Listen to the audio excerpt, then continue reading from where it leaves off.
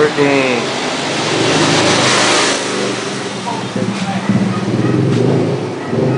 Sir, ito po yung circuit natin sa car alarm with GPS features, no? So this would be the cell phone that we're going to use using as the carrier of the message. And this is the power supply converter from 12 volts to 5. Kasi yung supply ng IC natin is 5 volts. And also the lahat ng mga relay dito. Ito po yung GPS module natin, which you see nagblink siya, meaning if nagblink siya, nagko-connect siya sa 11 available satellites for the GPS system.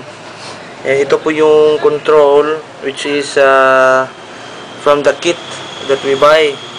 We have the fuse here, and also our main supply is the battery of the vehicle. So for now, we are going to make a sample test of the text sending of video akong cellphone. So for example, no,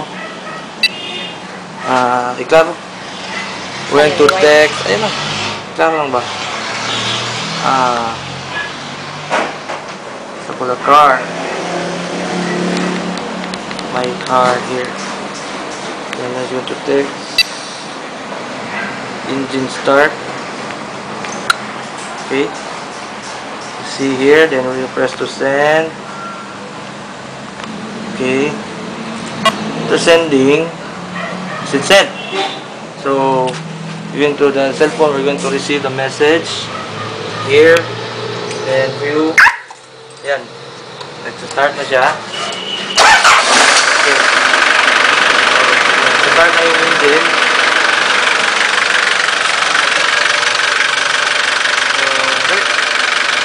The engine now is starting.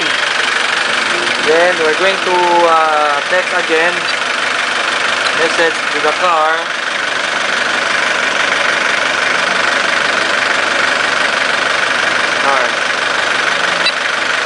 Okay, engine off. That, and I'm going to send. Just wait for the sending message. Then to send. So a few seconds. Yan, go off na. Off na yung sasakyan, sir. Okay. And let's go to the door lock feature. So we're going to text car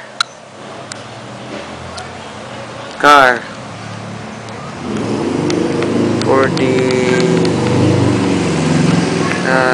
sample door lock. Okay, door lock, and it's going to send. Pag-send na, yan. Then, so meaning, yan. Okay, so, lock na. So, we're going to send video yun. Yan. Ikaw man nag-send ba? Car again. Ano ito? I-video sa cellphone. Okay. Door, unlock. Okay, so it's going to send. Yan, it should send na. So, meaning, yan, unlock na. So, this time, we're going to send location to the car. Location. Yan, location. So, send natin. Ako SS. Okay. So, in few seconds, and na. In few seconds, sir, magre-reply yung system. Magre-reply yung system sa through this mobile phone. I-reply niya yung longitude at latitude. So, the north and the east. So, we're going to wait a few seconds. Ito yung message dito. Let's wait.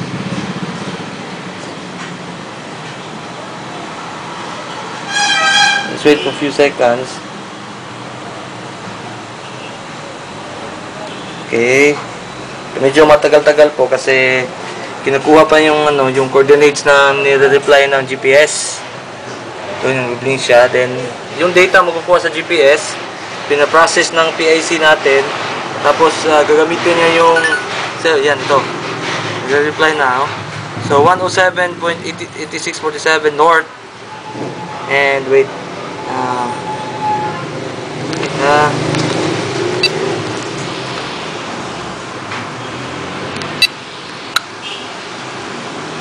Okay.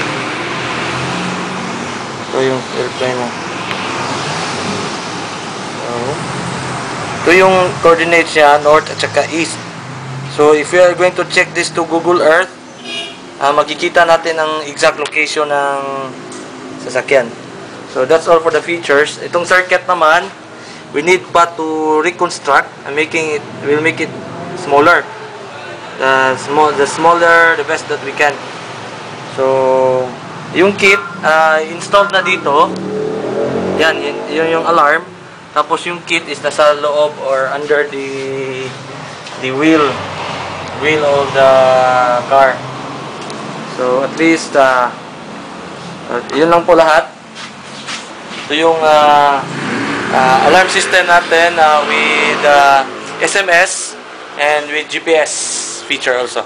Okay, thank you, sir.